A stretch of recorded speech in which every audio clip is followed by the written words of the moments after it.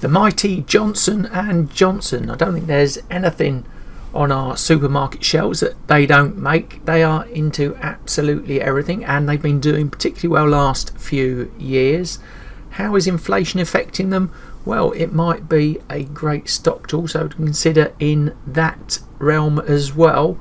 Where are they heading next? Well, interestingly, earnings out next Tuesday before the bell rings, and I'm going to take a look at where they could be possibly heading next using the charts. I'm going to throw in a few trade ideas for you to think about as well. So with that, let's get on with that analysis.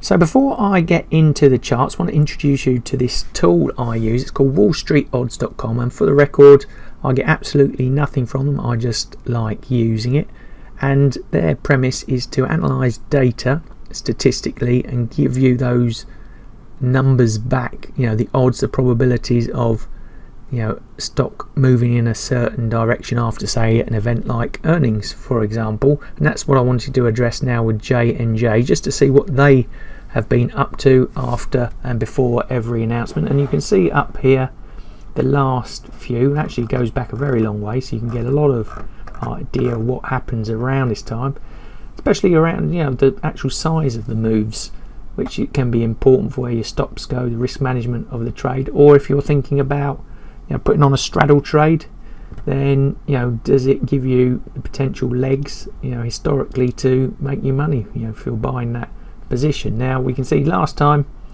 the day after return went up 3%, the week after 4.7%, but you can see last few quarters it's been negative coming into the earnings period, and we can see that those results were all better than expected. And over time, back here on the left, the histogram, you can see that distribution of price moves, and it rarely shows a decent chunky move. Most of the action is all around here, so -4, +5, that sort of range. So great tool, like I said, and I'm going to do a review on it shortly to give you more detail how you can use this sort of thing. But does help when it comes to earnings season, when you know that sort of data in the back of your mind, so you can shape your trades. So with that, let's get into the charts.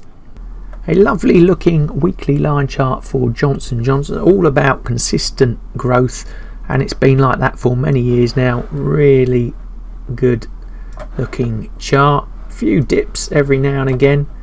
That was around the COVID time, but even now you can see that strong push upwards to these highs around the 180, early $180 mark.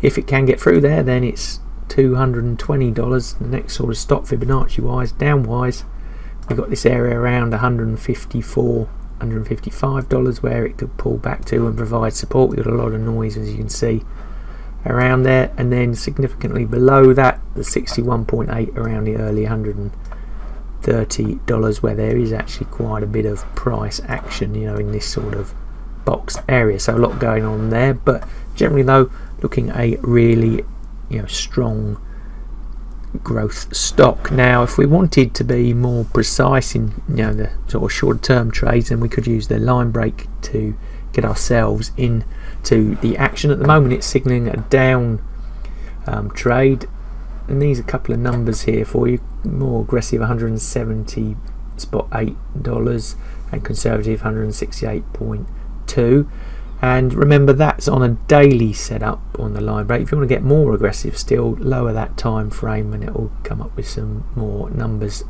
for you. But at the moment, like I say, it's looking for a down play. And if we then go into the daily Heikin-Ashi chart, what are signals giving us? Well, short term and the longer term both bearish.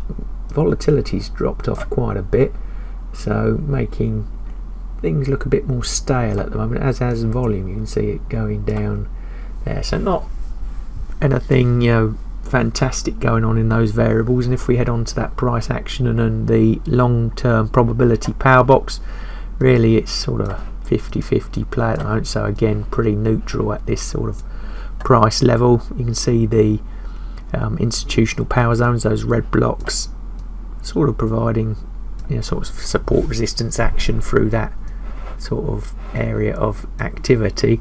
So really, other than the short term pullback we currently seen, which isn't that significant. It is all looking a bit flattish at the moment as it heads in. As you can see, the earnings symbol down there as we head towards earnings next Tuesday. Now, focusing even on the shorter term using the Renko charts, using a $1 block size, what's that giving us? It's the same sort of picture, sort of a weak bearish in terms of signals. Again, you can see the earnings block coming up, and price wise, I'll put on the Fibonacci's to give us some levels.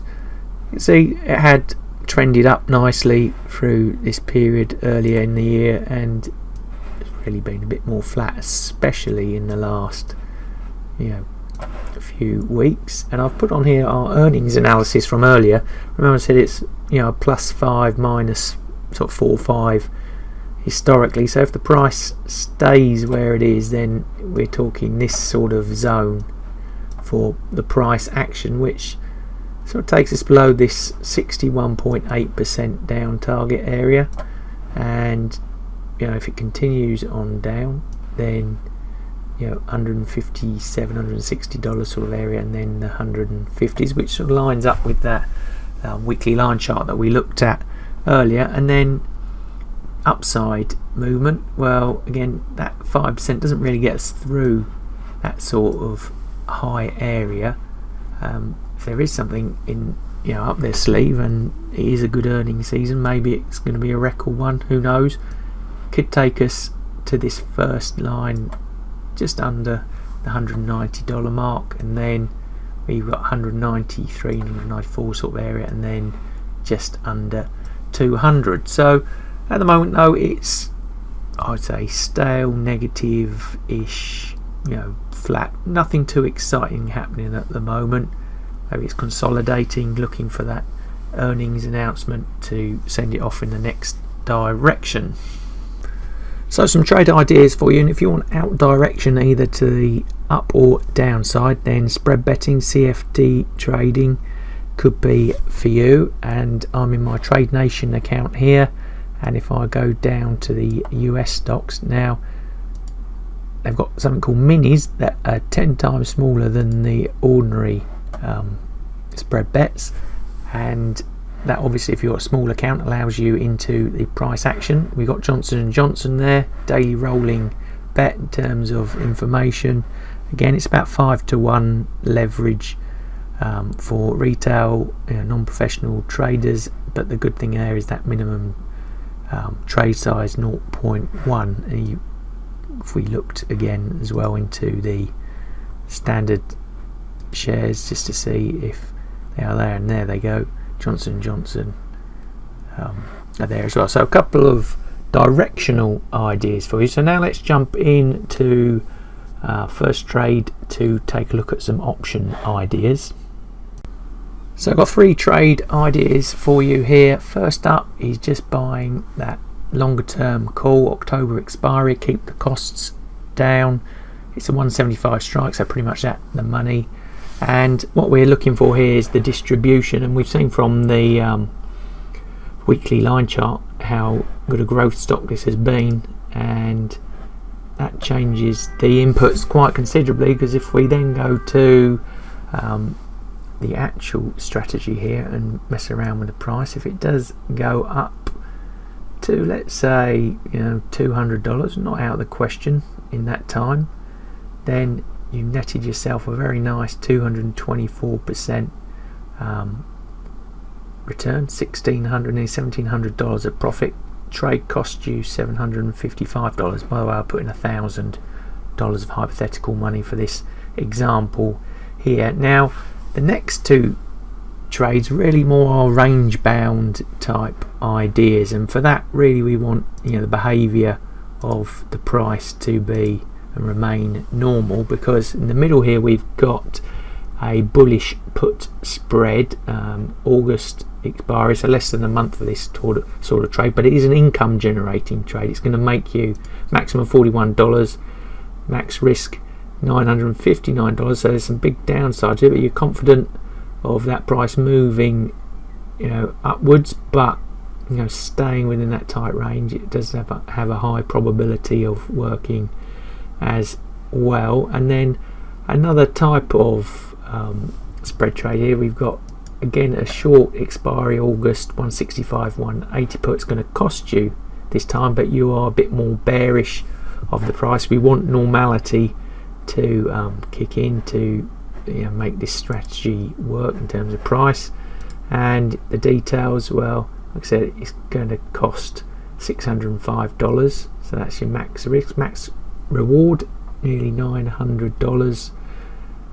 So just another trade idea for you there. So that's some options ideas. There's plenty others out there for this sort of stock, but just something to get you thinking about. So score time based just off the technicals at this point of time, I'm going neutral. Short term it does feel a bit weak, but there's nothing too significant there lurking to worry about that I can see in the charts, other than maybe earnings coming out in like a few days time. But we know traditionally it doesn't move that far, so I think it's more of a range bound feel at the moment as it sort of consolidates. And as we've seen from the line chart, the weekly line chart, it's a nice longer term growth stock. So if you are a bit more bearish in the short term, 4 line break in the top right hand side giving you some entry points. And in terms of targets, upside 2 to 1 and 4.25 to 1, and downside 0.83 and 2.16 to 1. But like I said, overall it's a pretty neutral feel at the moment.